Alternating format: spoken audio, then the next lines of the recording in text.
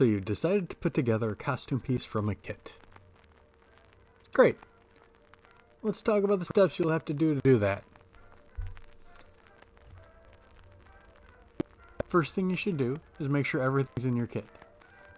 Sometimes things happen and makers forget to put things in.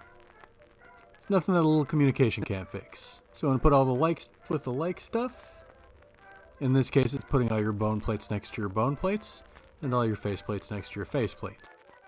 Just making sure everything's still in there.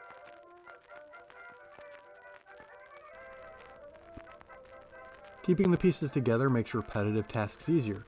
It's always better to knock out the same task 4 or 5 times than to constantly switch back and forth.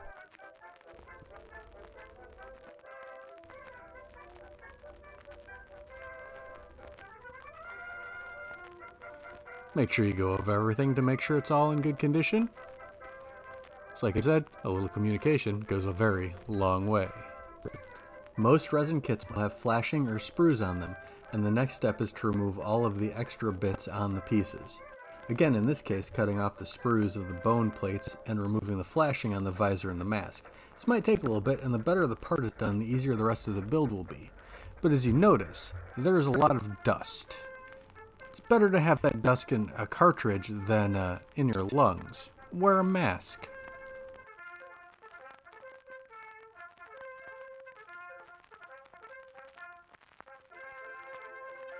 Since most kits are often mass-produced, it's a good idea to go over all of the edges and smooth any unnecessarily sharp corners. Even a light sanding on all the parts will make the primer stick better, and it really only does take a few minutes to go over everything. Make sure all the pieces are dusted off and cleaned with solvent like isopropyl or glass cleaner. Allow plenty of time for everything to dry before we prime.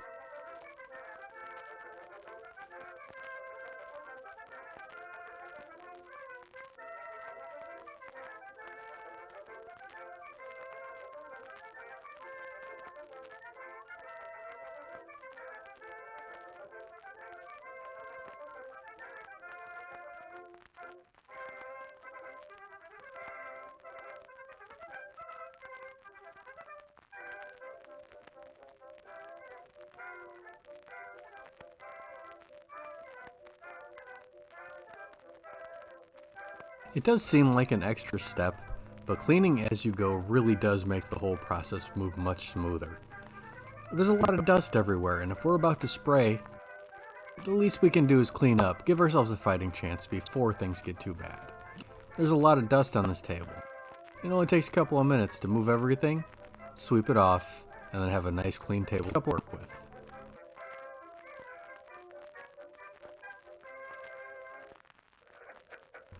You sure do have a lot of nice stuff around there, don't you? Costume pieces, posters. Sure would be a shame to get primer all over it. So, spray paint vapor sure is harmful. It looks like those doors are closed. Make sure you place your pieces and try and maximize the flow of spray to use less paint. It takes less time to spray. Multiple light layers often work better than one heavy coat. There are times where a heavy coat is needed, but those are few and far between. 2 light sprays with ample time to dry between coats is usually a good start. Don't forget to flip everything over and do the same thing on the backside.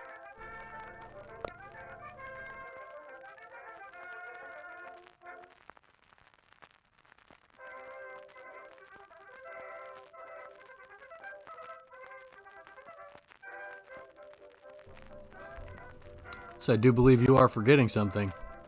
Spray paint is harmful. Those doors look closed.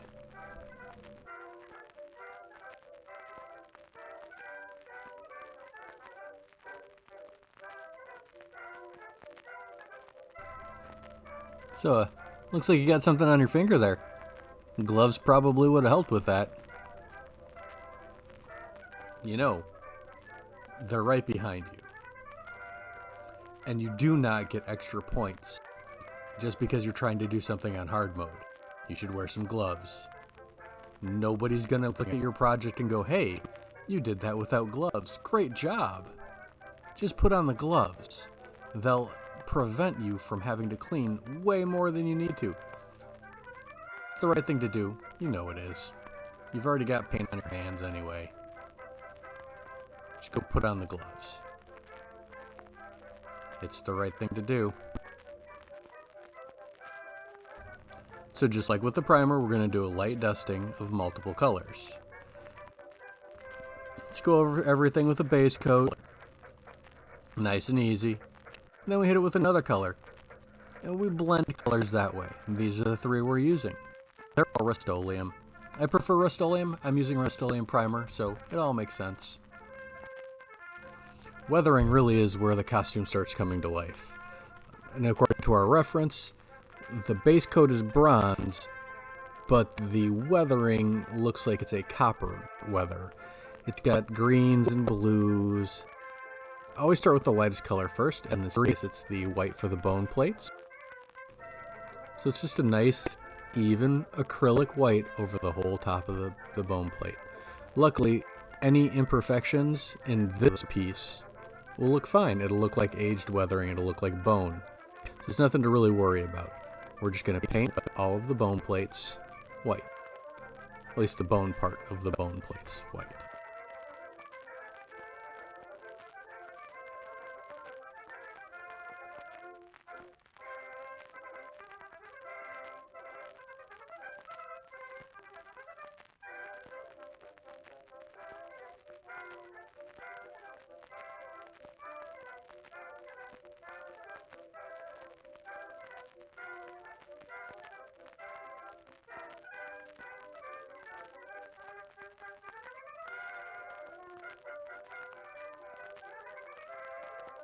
So antiquing on the faceplate pieces does look like weathered copper, which is greens and blues, and they're very lighter than you think they are. So don't be afraid at this point. We're just going to stipple on a bunch of color. I tend to start with the lighter of the blue, the darker of the green, and then the lighter of the blue again. That varies everything and makes it look a little more organic.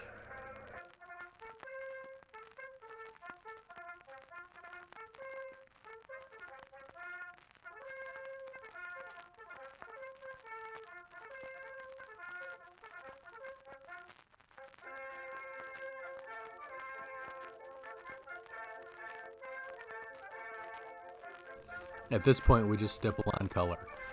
Anywhere that would transfer color, corners, the top of one to the bottom of the other, it'd be a good idea just for continuity's sake, which is why I place everything out like this. Don't forget to add texture to the bone plates as well.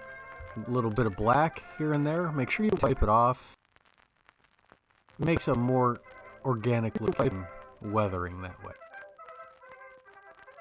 Just keep going. You will rarely find too weathered a Tusken.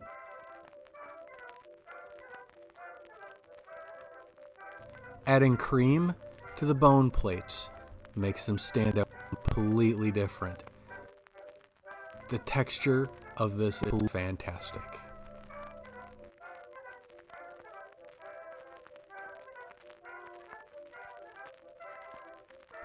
With the faceplate, it's the exact same thing.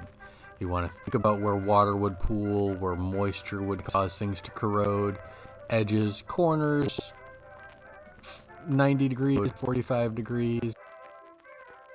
I do everything I can to try and make the mask look like the reference as much as possible.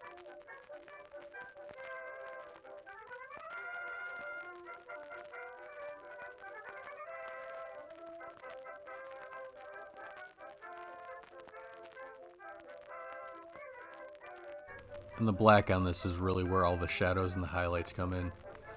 The entire thing comes to life when you add the black onto it. A little grime, a little dirt, causes way more contrast than one would normally assume. And it just really makes the whole thing come to life. The age-old question, to clear coat or not clear coat? That's your call. Sometimes clear coat makes the paint look plastic, but you did just add acrylic, and that will definitely add a huge layer of protection on top of what you just painted. It's a little insurance for the durability it provides. It's the right call. 3 light coats, always better than 1 heavy coat.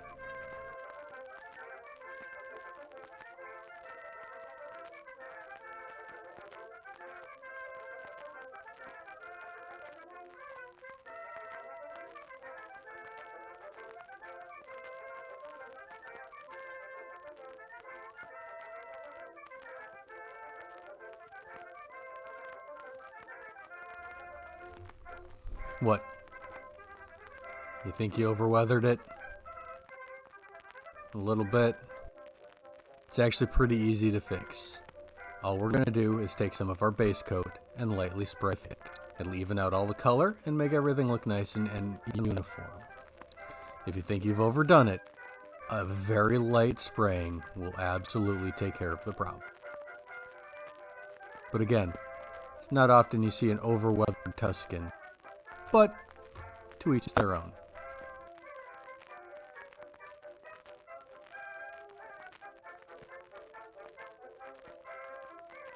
Better?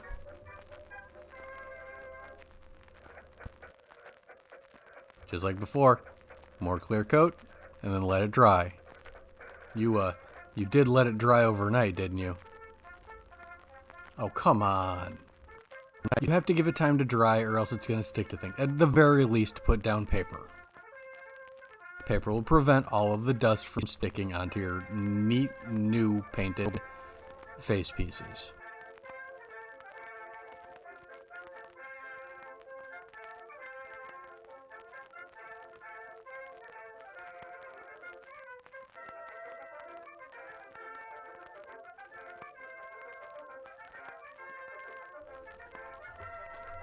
First step is to glue the support pieces onto the faceplate.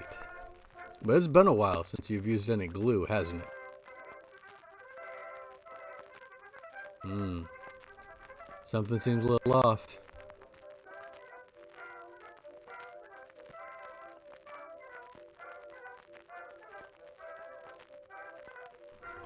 Sometimes these glues have a little pin you've got to put the lid back on and tighten it down to make it pop.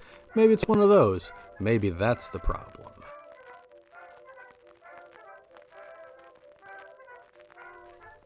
Or maybe your glue has fully solidified because you have not used it in a very long time. To be honest, kinda what we expected. We really should be using a 2-part epoxy at this point. Like a 5-minute 2-part epoxy. We're not gonna. We're gonna fight with it.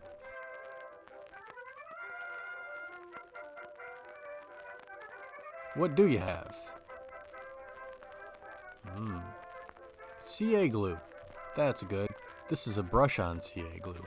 That doesn't work. I mean, I'm sure it would work, but it's not going to. We're going to fight with it, we're going to argue, we're going to try because it's what we do. In the end, it doesn't work. What does work? Standard old model glue. When in doubt, it works fantastic. There may be gaps in the mask that don't quite fit the spacer pieces here. If that's the case, the mask is a little more flexible than the spacer piece. Nice tight clamp. Let it dry overnight, and you'll be fine. Well, if you can get them to stay in place, of course. Just walk away. Leave it. Walk away.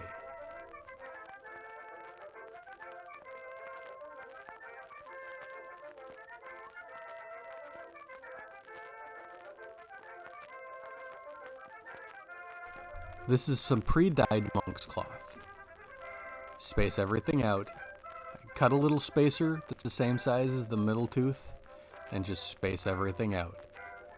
You want to make sure the monk's cloth you are using is the same tone as the outer robe of your Homestead Tusken. This is not going to be able to be redyed. This is the color it has to be. Fold each piece back and use glue. We're using the same glue that we've been using, which is just a standard model glue. Not the right glue. A 5-minute epoxy would work much better. If you want to be sure, put a 5-minute epoxy in the middle, hot glue on the edges. Let the hot glue cure, and it will keep everything in place. It's kind of like brad nails and wood glue. It's going to do the same thing. So all we're going to do is pull a piece, glue the piece, put the piece. Pull a piece, glue a piece, put the piece. And we keep doing that until they're all done.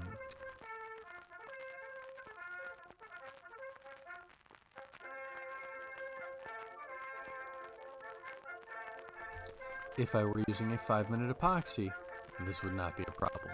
But we're going to put glue in these channels.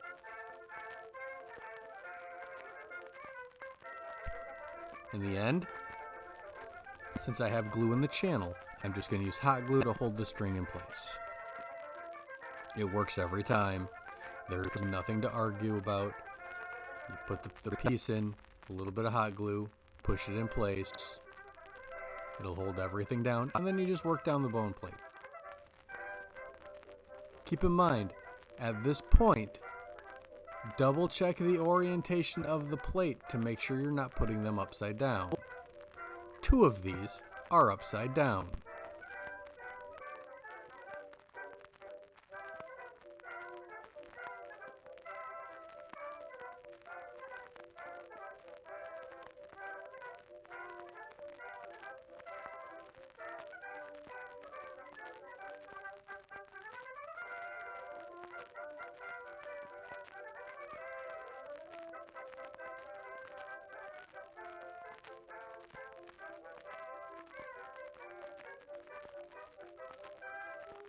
Just standard dyed Onisberg.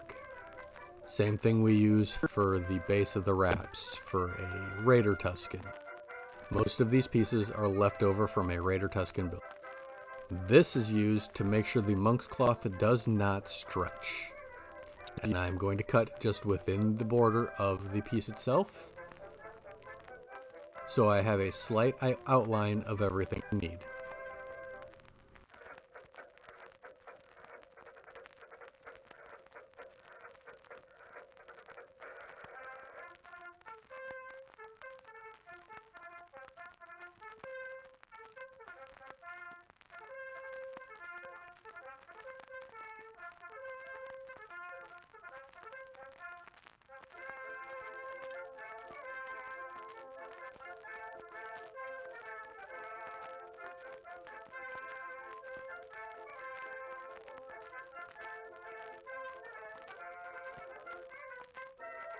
Cut a rough 1.5 inches all the way around. Make sure you leave plenty of room on top. I would say 3 to 4 inches. It's always better to have more and not need than need and not have. After we're done cutting it, we will flip the whole thing over and glue.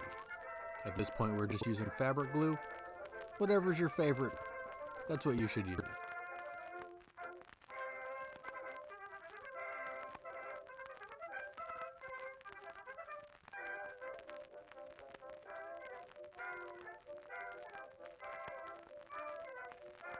We are just going to glue the support piece directly on top of the monk's cloth.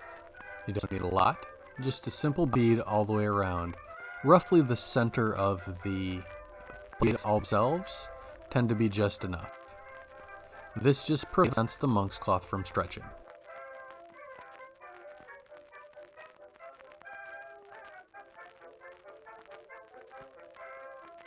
After that, we are going to add a bead of glue all the way around. It's roughly 1.5 inches. Cut both corners so we can fold it over.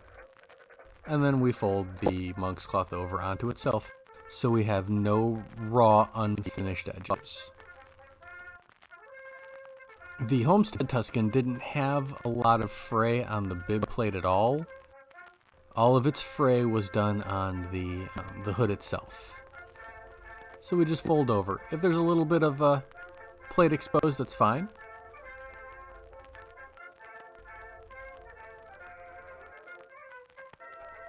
So are we ready to go? We're ready to put all the pieces together? Excellent. The first thing we're going to do is lay the helmet down and glue the bone plate in place. Just going to use hot glue, and we just put hot glue into the 2 channels. We make sure we press the string into the glue, and then a little more glue on top.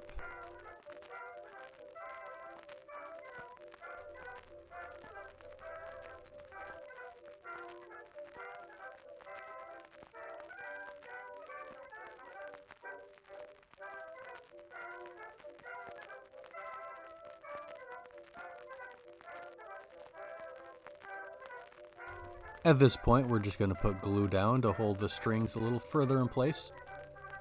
I like to go along one of the recessed plates, just because when we glue the top on, it'll also hold everything in place. So glue it in place, do a little snip, glue it in place, do a little snip.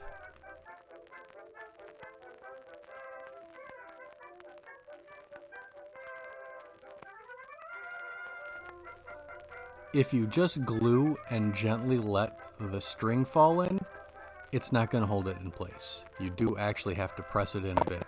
That makes the glue conform to both the string and the surface. Adding extra glue is always a good idea though. Here, we're just going to hot glue the plate. Plate lines up. The top of the plate lines up with the top of the spacer piece. Tried to make this simple and foolproof as possible. A little bit of glue, line up the top, secure it in place. We're also going to do the same thing with the fabric, and the fabric is really what's holding everything in place. This is where a 5-minute epoxy would come in super handy. Don't know why I didn't have one, just because I didn't. Glue a little bit down, hold it in place. Glue a little bit down, hold it in place.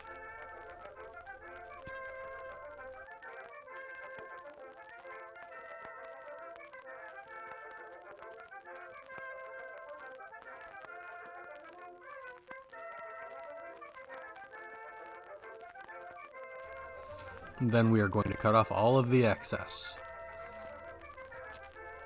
This is also where, if you had any screen to put in across the visor, it would be the perfect time to add it on. This is not going to go over how to attach the hood to the mask or any form of elastic to the hood. There you go. Looks pretty good. You happy? I am. I think it looks great. Did a good job. See you next time.